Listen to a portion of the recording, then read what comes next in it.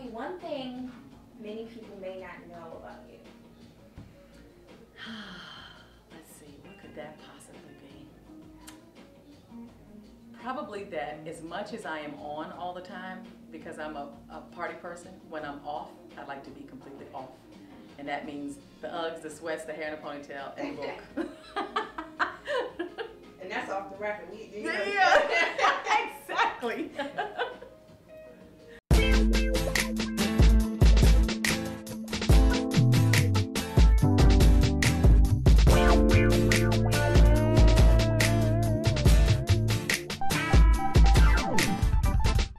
Jewell Green is a mother, entrepreneur, philanthropist, and she's the devoted wife of NFL Hall of Famer Jewell Green of more than 20 years.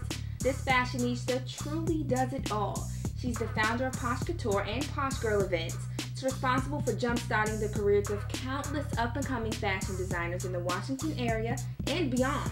Jewell's also on the board of Miss America's Outstanding Teen Organization. She's the mother of 3 beautiful kids, and she's proof that 45 is the new 20. Let's meet this real housewife of DC.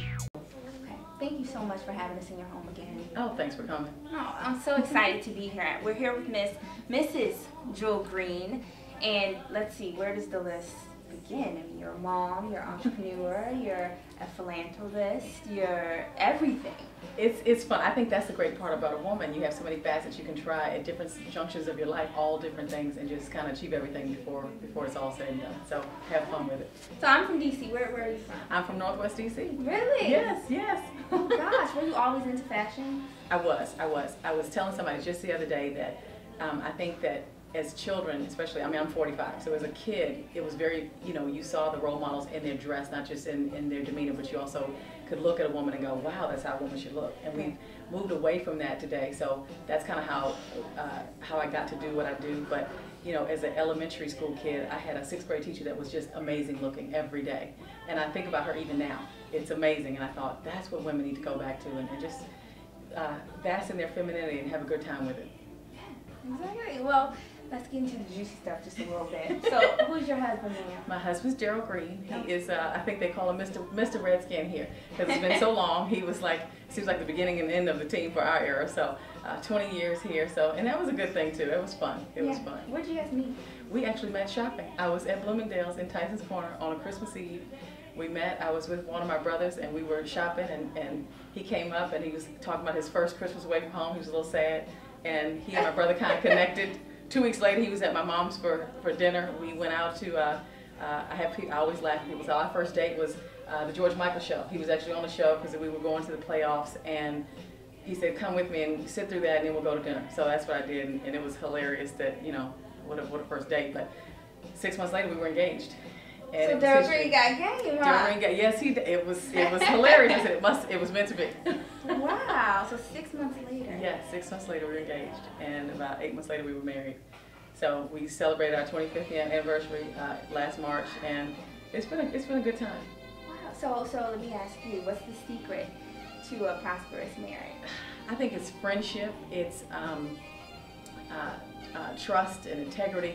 And all the things that you look for as a female in a best friend, those traits, they can transition into your marriage. And when you're young, you really feel like, I need my girl to, hear all the crazy stuff. Well, as long as you stay together, the more you trust each other, he becomes that other ear too. And some of the things that he goes, oh, that story again, but he listens because, with time you go, that's what she needs, and it works out. So it's a good thing.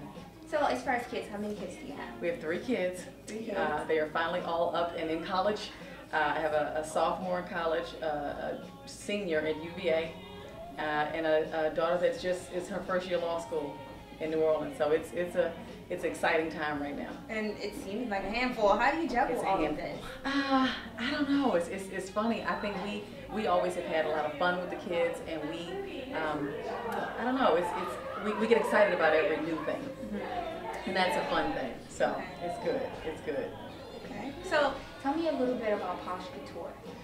Well, after my children got older, and I said, okay, well, here are all these things that I was always one that got prepared and wrote things down and figured out, where do I want to go next? And 10 years ago, my children were still in middle school and high school, and I launched an interior design company. It's called Savvy Interiors.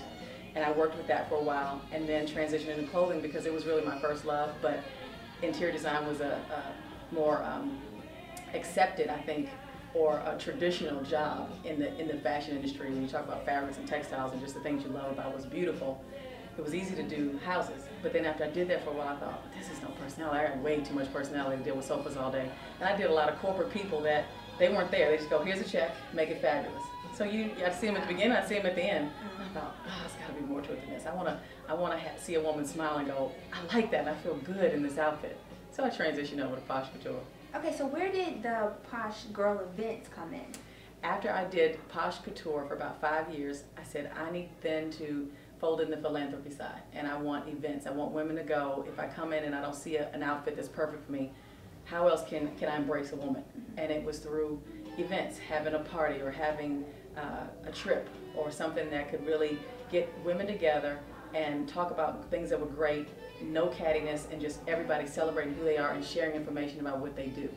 And that was very important to me. So that's how Posh Girl events came. So, you know, when we have big parties like today, we're here today just as we get ready to have our fall trunk shows. You know, I'm sure they can hear all the laughter in the background. But it was so that women could come, and I'd say, if you don't find the perfect outfit, it's okay. You're going to find a new friend. You'll find a new business card, and that is very important. That's just as important to me as you walking out with a dress or, you know, something that I thought was just something that you needed to have. Right. But I think connecting people is even more important. Yeah. Yeah, it's amazing. Well, tell me, how do you juggle this? Because it's like, what's a typical day like for you? Let me start there. Oh my God, it's pretty crazy. It's you know, as much of an entrepreneur as I am, Daryl is that times 10. So that's where it gets tricky. Is, you know, his new thing. You know, I don't know if you guys are familiar with. He's just launched fitfor50.org. It's a massive thing, and we're launching walk-in clubs all over the country. So in the midst of me waking up and dealing with my assistant talking about, okay, we've got to go marketing, we've got this, I've got him going, what do you think about this logo? So it gets really, really challenging, but I think we both thrive on the excitement. It's like when you spend 20 years in the game in the NFL, you really are, your adrenaline is higher than most people anyway, and it's always about the build-up. You got that build-up for that thing that happens on Sunday. So, you know, for us, even this week, they said, well, you got a lot going on because you got this fall trunk show. Well, Sunday is game day anyway for me, so it's fine. It's just tag on a normal day. It's a normal day. It's a normal day. So it's a lot, but I think I thrive on a lot going on at the same time. When it's not really tight and busy, I kind of go, oh God, where's the sun? So I kind of need that. Yeah. What do you do in your spare time? You're always working. You know what? I love reading. So I am one that loves Black authors. I love romance novels. I love all of that. So this is my room. We're sitting in my reading room right now. And this is where I come and I get the book and I sit on the chaise lounge and I just kind of reflect, but I can shut it all out. Yeah, all of it out. Yes, yes. Do you have any favorite designers or anything like that? Actually, I do. My favorite designer forever is Donna Karan. But I've always loved her because I think her fabrics just epitomize femininity, and they drape a woman's body like a woman's body should be draped. Yeah. You know, you don't have to be that. Because as a Black woman, we're not size zeros, and we are shapely even if we are. Not. So she's one of those that embraces who we are, and right. I love her. Yeah. Okay. Well, as far as the Posh Couture, I know you kind of aim to give more local vendors some visibility. So who do you look for in a local vendor? Can you name well, what I do with the local vendors, I always love things because I love clients, but I'm also a shopper. So I'm always looking for the things that I love and that I'd want to buy. So when I find that thing, I strive to launch that girl's career too. And as far as Posh Couture, when I'm shopping market, I'm shopping things that you couldn't find in the store. I want the designer who's smaller, who's just budding, even in New York, to say, this is my new thing and this is what so most of the time when you come on the racks, you'll never see a brand you find in the store, because I say, you can go to Nordstrom's for that, and I'll go to Nordstrom's with you and find that, but I want you to find something to complement your wardrobe that you can't find out there. Right. That's strictly, you know. How would a local vendor get in touch with you? They can go to my website, or they can hit me on Facebook. They do it all the time and say, hey, I've got a product I want you to see. And they'll send me their website, and we'll go back and forth. They may send a sample, and if it's something I love, it's on. No way. No. Yes, exactly. One of my favorites is a young girl who she's actually showing with us today. Her name is Christy. She's got Christy's Closet, and she does high-end vintage consignments. Okay. And I think everybody needs to be able to find that, whether to shop it or to consign your own, because no woman loves the purse for 10 years. Right. And you need to be able to recycle that and figure out what to do with it. Okay. So I love her. There's another one out of New York, because I have some that are not even local. Her name is Tania. She's got a website. and she does personal stationery. Well, just not personal, but personal in as far as flavor. It's called she'sgotpapers.com. She is absolutely amazing, but her note cards are just breathtaking. So just some fun things like that you wouldn't find had we not, and thank God for social networking, because it helps us find each other a lot easier. Yes, yeah. Clearly, yeah. Speaking of your website, what I love on your website is Posh's Pearls of Wisdom. Oh, yeah. Tell me a little bit about that. Well, it's funny with that. I have 2 daughters, and they have tons of friends, and I'm always trying to teach them the right thing, or just give them some little hints as to things that are, because everybody now kind of buds on my own individuality. Well, that can be great to a certain extent, but we still got to keep it inside the box, because the machine that's flowing, you still have to be a part of, and there's certain things you have to work within the box. So I think that's kind of how that thing kind of evolved, and just the questions that you'd love to ask, but you don't necessarily have somebody to ask them, and trying to figure out what's socially acceptable. And that's kind of where that came from, and I just have a good time with that too. Well, you mentioned your kids now. Are you going to struggle with them as far as the outfits, or has it ever been a problem? Gosh. You know what? I have been the family stylist forever, so I kind of shop for everybody, and they just wear it. They go, okay, I got to go to this event, and I pull it together, and they walk out, and I wear them well. So that's kind of how we did. But they love fashion too. They love it, down to my son even. I went to, my son plays football for UVA, so I went up there yesterday, and I carry honesty bracelets, and that is one of my, if you follow me on Facebook or Twitter, you see I post bracelets all the time, and this is some of them, and we sell them all the time. And he says, did you bring any honesty up here? And I'm thinking, this is hilarious. She got a game today. What are you talking about honesty? I said, I'll get it to you. Don't worry. Wait, did you design these? No, this is they found me the same way. They found me online, and they are 2 girls out of Atlanta. They created the honesty line, and it is just amazing. And they called me and said, hey, listen, would you sell our bracelets?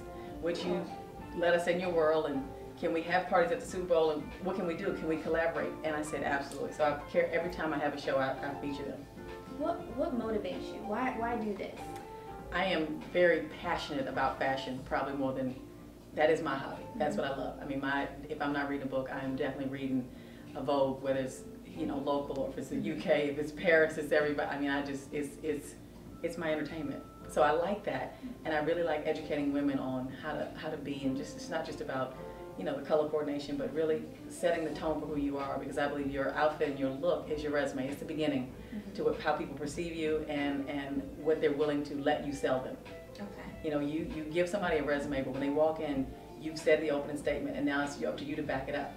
To sell it. Absolutely. If it's a pull together look, you don't have a lot of work. If you've got tattoos everywhere, then you got to defend why you chose to do that. And if you tend to defend it well, it's okay.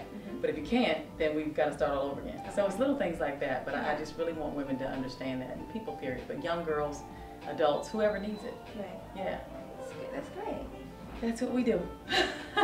Okay, so let me take you back to the Posh's Pearls of Wisdom. I have 3 questions for you. Okay. So the first question is, what is that one must-have item that every woman should have in her closet, in your opinion? I think the perfect black dress. Okay. I think that's one that you can dress up, you can dress down, but you can always look pulled together. Okay. Yeah, and I think everybody's got to have that. Okay. And the age-old question, white after Labor Day. Is it okay? Is it not? Well, where we are, because it's so conservative here, and this is the East Coast, we do not do white after Labor Day. Okay. Unless, I get the women all the time, they say, well, I'm from California. Well, this isn't California. Right. We are certainly not as liberal as them. But I think, if it's a texture that says winter, then you can. If it is not, don't. Okay. Yeah. And finally, white to a wedding. What's the deal on that? Because I don't think it's cool. Exactly. It is. I think it's totally a faux pas. I think, one of the first books I had my daughters are both big readers, but one of them is just like, she's a historian type reader. And her first book I gave her was What Would Jackie Do? Jackie Onassis, I think, is the epitome of style. She's amazing, and she would have never worn white to somebody else's wedding. Even if the bride wasn't, she wouldn't. Okay. Thank you so much. Thank you you're again welcome. for having You're me welcome. today.